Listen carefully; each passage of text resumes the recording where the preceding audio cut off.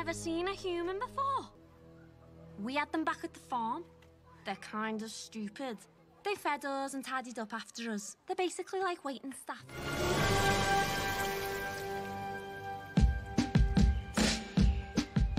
Chicken Run: Dawn of the Nugget is a stop-motion animated film directed by Sam Fell.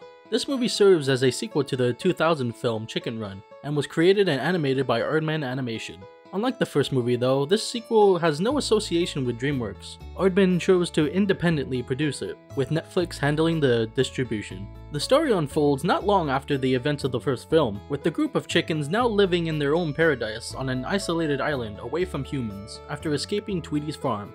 Ginger and Rocky have a baby named Molly, who is desperate for more adventure outside their haven, unaware of the dangers her parents and others faced. One day, Molly adventures on her own and into a chicken factory. Now Ginger, Rocky, and the gang must rescue her and return home. I'm gonna go in there, and I'm gonna bust Molly out.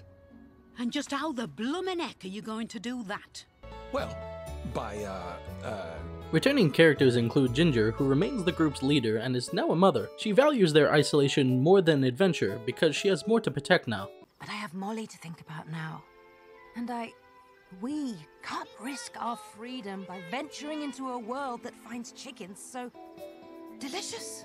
However, she still retains her original adventurous spirit from the original film. Rocky is as cocky and lazy as ever, and while he has a significant presence in the movie, he occasionally lacks involvement, except towards the end. However, his loyalty to his friends and family remains.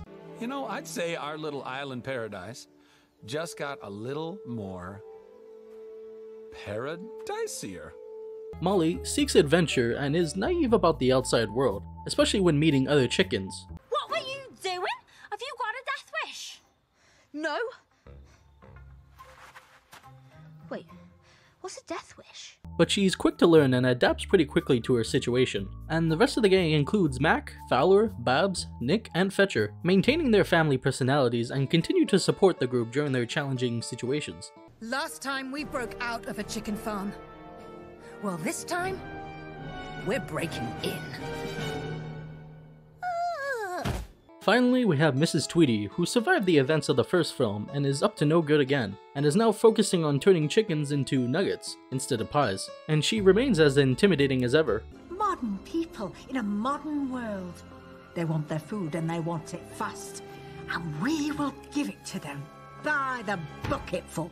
Now, the animation in this movie is exceptional, showcasing Aardman's expertise and fun, recognizable style in their own stop-motion animation. The movie's extremely colorful set designs for various locations outside the small farm add to this film's visual appeal, and you can tell that they had a lot of fun designing the small details. A notable aspect of the production was the decision to not have the original lead actors for Ginger and Rocky reprise their roles.